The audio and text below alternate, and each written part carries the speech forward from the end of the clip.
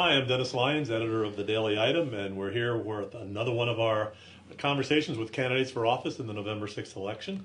Today, our guest is Kurt Masser, who is running for re-election in the 107th House District, and he's running against Sarah Donnelly, who we'll have here next week. So, Kurt, welcome. Thanks for joining us. Thank you. Let's get started right away with one that we've pretty much started everyone who's running in the state house election, and that's the child abuse statute of limitations situation. Obviously, the House voted heavily in favor of it. You did vote for it as well. There seems to be some great consternation about the constitutionality of establishing the window for civil lawsuits that have gone past the statute of limitations. Talk to me about your thoughts about that bill and whether you think it's you voted for it, so I assume you thought it was constitutional. Well, I think the attorneys in the House felt that it would pass constitutional muster. Yeah, I voted for it. I will stand with the victims on this. So hopefully we can get to some resolution on it. We did pass it overwhelmingly, and so I think they're working towards a resolution. But obviously our House attorneys thought it was constitutional, and at least going to let the courts say if it wasn't. But you know, the bill that was in front of us, I thought was a good bill, and would give the victims their chance to be compensated. Yeah, actually, Bill Bowman, our managing editor, and I had a long conversation with Senator Gardner yesterday, and he's of the concern of the slippery slope thing on this, that this would open up potential windows for lawsuits on virtually everything. He even suggested suing the Daily Item for something from the 1950s. You know. Well, I would hope not. I mean, I think it's a very narrow approach. So I would hope that that's not the case. But we'll see where we can get resolution. I mean, oftentimes we send it to the Senate and they'll make changes to it to where they feel comfortable. So I think this is something that will be brought back up very early next session. Mm-hmm. Okay. You also voted in favor of the change in the gun rules for people who are subject to protection from abuse orders. Talk to me a little bit about that and your thinking on why that was a good idea. Well, I think, you know, anytime, again, I look at the victims and make sure that we are addressing the needs out there and keeping them safe. This is something that a bill that was worked on quite a long time to get buy-in from the NRA, who was neutral on it at that point, which is certainly around here you want the NRA plays a role in it. So it was a bill that was worked through all the parties, and the NRA weighed in on it, just to protect those victims of domestic violence. Okay. There's now we ran a story on this just a few days ago, a possibility of reducing the penalties for possession of small amounts of marijuana.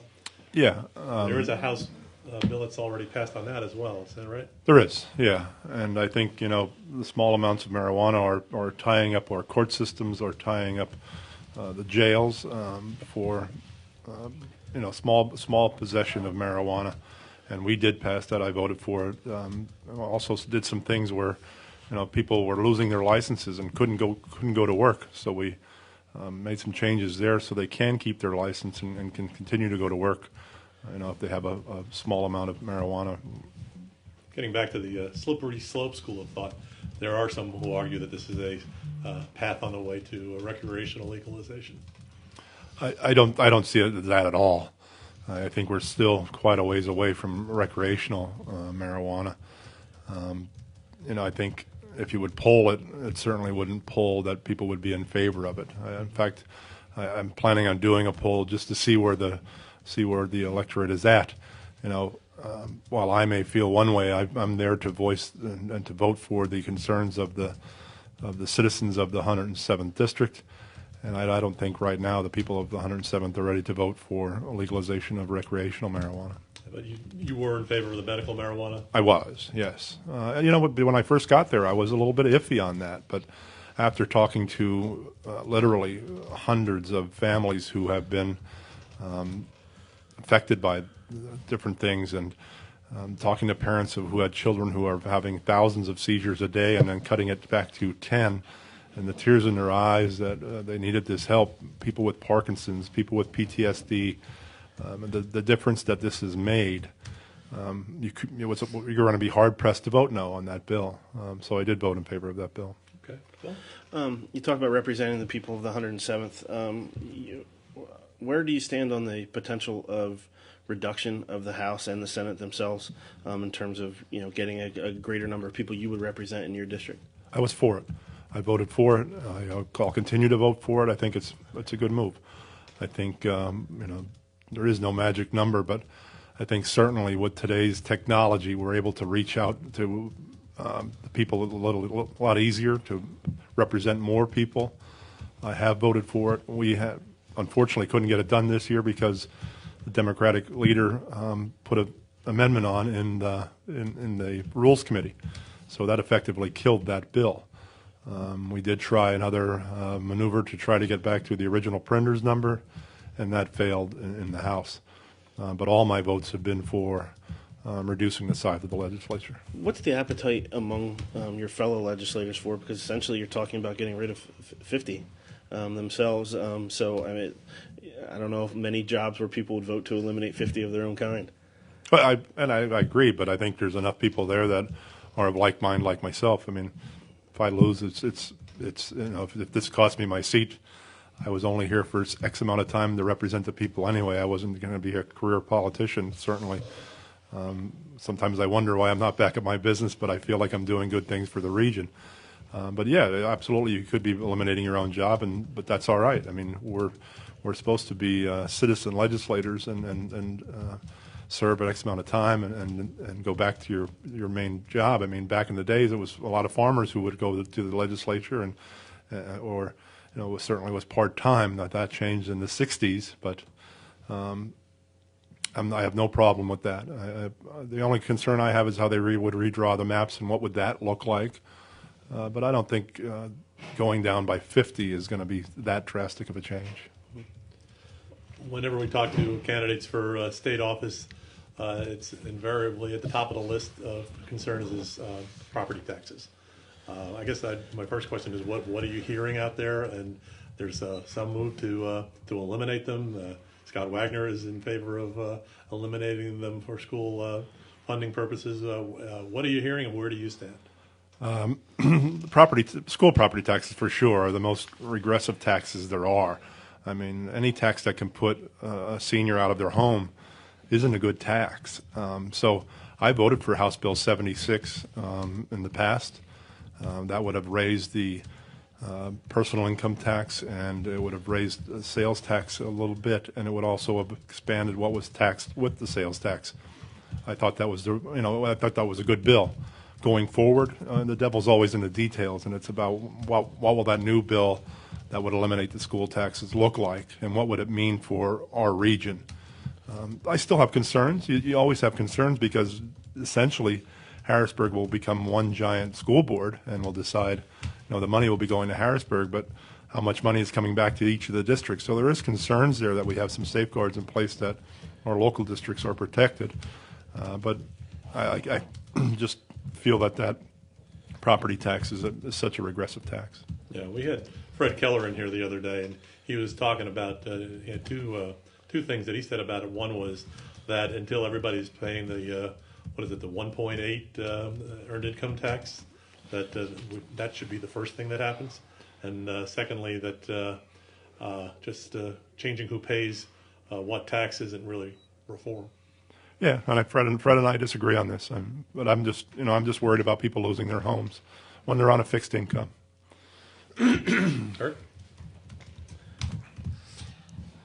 Kurt, one of the issues in your district is in Shamokin with respect to the AOAA and opening that up to vehicular access into the downtown. Where do you stand on that? And would that take any move by the legislature to change traffic laws to kind of make that a more permanent thing? As far as I've been told, that you can do it now with the existing laws. I think the city would have to pass an ordinance, and it would probably have to be okayed by PennDOT. But the mayor has told me that it is okayed. This isn't, we're not reinventing the wheel with this. I mean, I think Renova, you can go into the towns with your ATVs. Certainly a lot of the northern towns, you can go right into the towns with your snowmobiles. And certainly in West Virginia, the Hatfield-McCoy trail system, you can go into all the towns along those trail systems, and that is their lifeblood. I think for the city of Shamokin, this could be a game changer. Right now we have, we might have 700 people up on that mountain, and very few of them are making their way into town because they're coming in the back way off of Interstate 81, and they're coming up over the mountain, and they're not even hitting the city of Shamokin. So anything that we can do to help the businesses in Shamokin and in turn revitalize downtown is going to be big. And something like that could also benefit other towns, like Treverton being one of them. Absolutely. And Treverton has done it the last number of years, I think 3 or 4 years. Treverton has allowed it on a certain day, and they were apprehensive there too, but have seen zero problems during that day that they do it every year. The drivers ride down through Treverton. They go to the Zerby Rod and Gun Club for a chicken barbecue, and have seen zero problems. The only problems you're going to see, I think, oftentimes going to be locals that are going to try to, force their way into it and act up. But you're seeing that now on the city streets. Oftentimes, I've talked to people from the Fifth Ward who see the ATVs flying out through there, no helmet, no safety guards on them, and they're seeing it out in the west end of Cole Township also. So it's the people who are coming in from out of state or out of area. They don't want to lose this, so they're not going to be doing crazy things to lose that privilege that they're getting. And also, I think you're going to see a big police presence that day to make sure that we don't have problems. You made a good point. A lot of the people who go there are from out of the area, out of state. Is tourism kind of the big potential for economic growth in the southeastern part of the county? Well, I think it's certainly one of them that we have right at our fingertips. We have it. The AOA has blown past every forecast that the people have put out there, expectations. They've just killed any expectations. They've far surpassed them. So yeah, I think it's not the only one, but it certainly it's the easiest one right at our fingertips that we should embrace and capitalize on. One of the things that comes up every election, no matter who's running for what, is the minimum wage. Talk to us a little bit about your stand on whether, it's been what it is for many, many years. It's tied to the federal minimum wage at $7.25. What do you think should happen? Should there be any increase, large, small, gradual? What do you think? I'm open to looking at it, but quite frankly, I don't know who's paying minimum wage anymore. Even when you go into the convenience stores, they're starting out at $12 an hour just to hire people. Right now, being a small business owner, it's not easy finding people to work because the unemployment rates are so, have come down so much. So to find quality employees, you have to pay much more than the minimum wage. So I'm open to looking at it, but I think there has to be some difference. If you raise it, can you differentiate between teenagers who are still in school or college-age kids who are still in school and older folks? And maybe I certainly want to look at that too. But I am open to it, and I know there's been talk in Harrisburg. But right now, I just don't know who is even paying the minimum wage. I think it's just something on paper, and there's very few people that are when I look around. I've never seen so many billboards, people looking for work in our region. Everywhere you go, you see billboards that people are just desperate for employees. So that's a good sign that people are working and the industries are thriving. That is a good sign. And the economy, obviously, is pretty robust these days. Unemployment is down. But a lot of these jobs, you drive up and down the main street of almost any town around here, and you'll see a lot of help wanted signs. But those aren't necessarily, family sustainable jobs. Well, these aren't the ones that I'm talking about. Right. The billboards that I see out are certainly not. The billboards that I see are family-sustaining jobs. A number of them that I know pay very well. So maybe on the storefronts where you see the signs, they might not be family-sustaining wages. But I'm saying I've seen more billboards than I have ever seen in the time that I've been in business. Okay. Bill? Tick back into education a little bit. Report last week that the state system of higher education enrollment's down, I think 4% across the board. It's down about 40% at Cheney. What's the legislature's role in sort of maintaining that, monitoring it, sort of reviewing the viability of it long term? If that means keeping everything open, if that means creating some branch campuses of things like that. Just your thoughts on the state system as a whole and where it's going?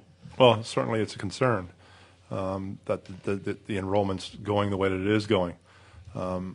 Cheney's a whole different ballgame. I mean, Cheney has been really suffering for a number of years, and there's been talk about what we can do. I think the biggest need for education in the region is the trades, and our vocational technical schools should be really booming because of the need for tradesmen and good-paying jobs coming right out of high school potentially. I mean, I know Sun Votech is sending a lot of kids who are making really good money right out of high school with no college debt. So there has been talk about can we change some of these schools and that we're not all offering the same courses.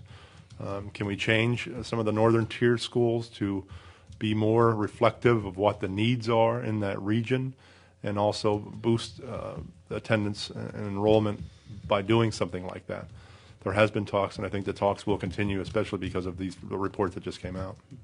At least around here, it seems there's a real appetite to grow the community college system. We'll talk a little bit about that. Well, yeah, I mean, I think everybody wants to have education that's affordable, and the community colleges certainly provide that. And affordable and close to home, which also plays into the affordability because oftentimes you're commuting to these community colleges. So I know Lackawanna College coming into Sunbury was a big deal, and us having Luzerne County Community College in Shamokin and Coltmont is a big deal for that region. It gives affordable options for families, and I can hope that they continue to thrive and even expand. How is that going up there? Because there's a possibility they're going to open a campus maybe in Watsontown. I heard that, yeah. So I'm just hoping that it doesn't affect the Shamokin campus, but they assured me it will not. Yeah. I think they're merging the Coltmont Center into the Shamokin campus. The nursing program was always up in Coltmont. I think they're going to be bringing that down into Shamokin. And there's another great example of the nursing classes that come out of that community college that are going to work, that are in high need, high demand jobs. And if anything, we need to expand that access there. It's obviously a huge continuing issue everywhere in our Susquehanna Valley and statewide and nationwide is the opioid and heroin epidemic. There's been some progress made. Are there things on the table that you'd like to see the legislature move forward to help answer some of the problems in that issue? Sure. I mean, but we've done a number of things. I mean, we've passed an act this year which addressed the shortage of beds for treatment. I think it was the session before this that we did a prescription drug monitoring program. We've made continuing education, opioid addiction had to be part of that. So we've done a number of bills, and I could probably go on, but still more needs to be done. I don't think we're going to see where you have seen yet the effects of the prescription drug monitoring program fully yet. I think a number of things have taken place. Geisinger, for example, I think have dropped their prescriptions for opioid painkillers in half or more than half, which is good, which is, we live in a society oftentimes where we want instant gratification and have zero pain. Well, oftentimes when you have a surgery, pain should be a part of that, and pain is part of the recovery process. Well, we're in a society where we want zero, and that plays into this opioid epidemic because not all of these are going. I think very few of them are going out and saying, "Boy, I want to be an addict." Oftentimes they're getting addicted because they're on pain medicine and they get addicted to the pain medicine because of a surgery or an injury. So I think we're making great strides, but we're always looking at what can we do more. We have a pilot program coming here. I'm not sure exactly the timing of it, but the transportation possibility of having a route up and down 1115. I think there's some issues. I mean, talk to people at Geisinger, you talk to people at the United Way, and they always tell you that transportation comes up as one of the key issues. Are there ways to remedy people's transportation issues around here that we need to explore? Well, and I don't know what the answer to that is, because that's been puzzling me since my days as county commissioner, that we do have a transportation shortage, we do have transportation needs, but without significant funding, how do you address that need? I know LATS has expanded to some degree in the anthracite region, and certainly have Rapid Transit doing their part for the the roles that they fill with aging population and special needs population, but more needs to be done. And I know the United Way has done some studies, and hopefully we can address it in the future, but it's always going to come down to money. Coming from the coal region over there, to continue on the transportation theme, that's this new fixture out that they're talking about does not attach over there. So in Harrisburg, where you're fighting for funding for transportation from Shamokin to this new connector, how receptive are legislators from Philadelphia or Pittsburgh to getting money to the Susquehanna Valley, as opposed, with a small population, as opposed to getting it into a Philadelphia or Pittsburgh, where there's certainly more people that would benefit from it? I mean, we're fortunate here. We've got $700 million coming for the Thruway now, but we can't get a bus from here to there. Yeah. I think, people, if anybody would understand it, is the people from Philadelphia, because they have such massive transportation needs. Oftentimes the rural people will fight them because of all the money that's going into transportation for mass transit in the metropolitan areas. But guess what those roads would be like if those 1 million drivers, 1 million passengers a day are on the Schuylkill Expressway or the Blue Route. It would be a lot worse than it is today, and it's hard to believe that anything could be worse. I think they would get it. Certainly, they made me understand their needs in Philadelphia, and it's just my job to make them understand the needs in rural Pennsylvania as they made me see their needs in the urban areas. We're closing in. I haven't seen the latest math on this, but we're closing in on the situation with our pension situation, that we may soon be paying more people not to teach in our schools than we are to actually teach our kids. Now, there's been some progress a couple of years ago, I guess it was, on the people who are just coming in to that. But anything on the table that we should know about, or that may come forward in 19 to further address the pension situation? Well, I think it would depend on the governor's election. We passed a more robust pension fix that would have been more aggressive, but it was vetoed by the governor. I think we got the best product that we could, that we had agreement with the administration. But I think you're always going to see people coming back to this and saying we need to do more. We are right now at a point where we're pretty much leveling off now on that debt. What was always climbing at very unsustainable rates. We're at a point now where it's starting to even off. So thank goodness for that, because so much money we put into education has gone right to pensions. So hopefully we can see more dollars going into the classrooms itself. But it's a tough issue to, we tried to be more aggressive, and we were just turned down on that. But I think you'll always see it coming back, people trying to address it even more.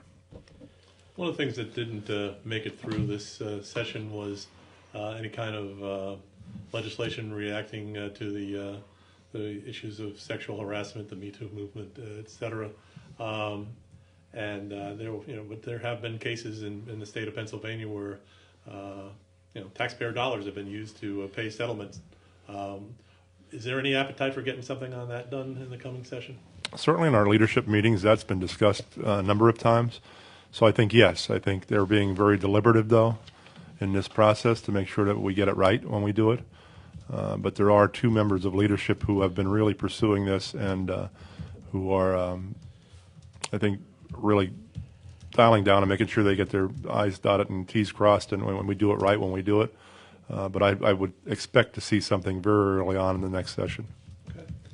Any other questions? Yeah, Kurt, do you have any specific legislative initiatives should you be reelected? Well, I mean, blight's been a big issue for me throughout my tenure down there, and I'm really looking at some things that we can do to fix the tax sale process in Pennsylvania. Oftentimes people are buying these properties sight unseen, and once they see them, they realize they can't make any money off of this, so they let it go back for taxes, and they're not held responsible. We fixed one of those things with the Sprock decision. We fixed that with legislation this year where they are held responsible until there is a new owner, but it still doesn't stop that merry-go-round of if you're a neighbor and the property next to you is being left go. It's just a brutal thing. So why would you invest in your property when you're never going to see a return? We've gotten significant dollars to bring to address the blight situation, but there's things that need to be done legislatively to fix that tax sale process. That's certainly one of them. One of the initiatives that I'm going to be doing next year. You said earlier that you didn't ever plan to become a lifelong politician. So do you have a sense of term limit? Do you think there's a number of terms that people ought to serve?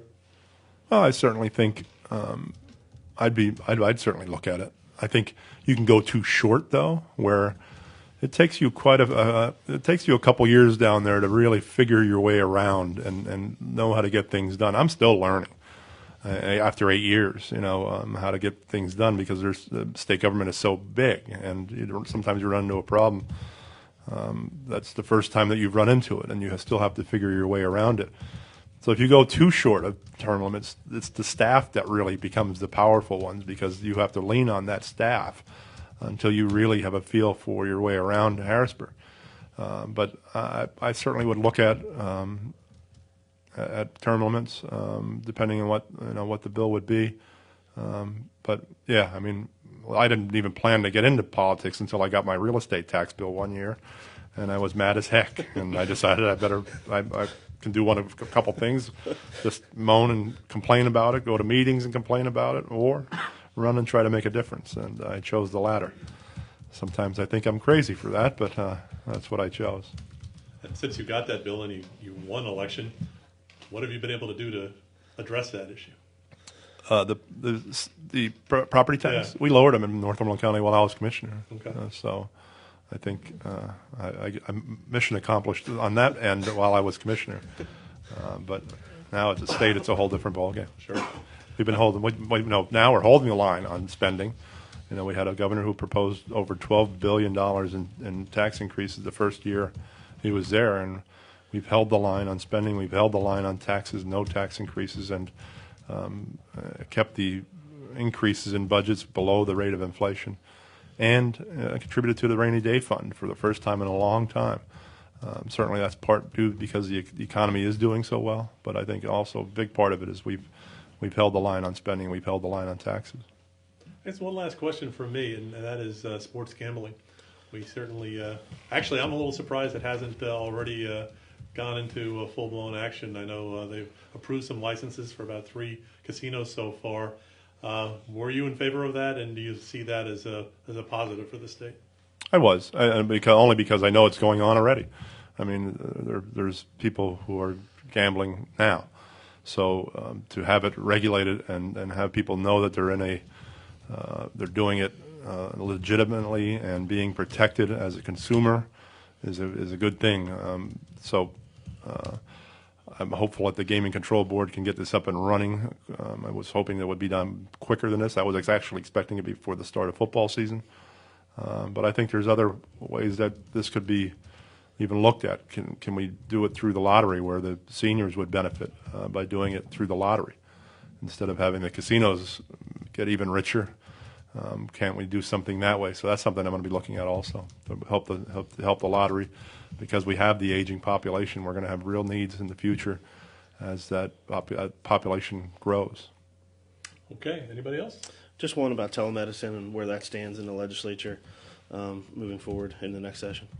We were so hopeful that telemedicine would have gotten done at the end of session, but there was a pro-life amendment there that was put on at the end, and but they just didn't run it because it was going to be too controversial for the end of session. while I am pro-life and I certainly believe in that cause, I was disappointed that that amendment couldn't be pulled and just ran as a separate bill the next session, because telemedicine, especially for our area, is so key. That in the rural areas that we can have doctors seeing more patients and people having better access to health care through telemedicine. That certainly is going to be one of the first bills that are going to be rolled in the next session. All right, Kurt. Well, I appreciate you taking the time to spend a few minutes with us, and we'll talk again. Thank you. Thank you.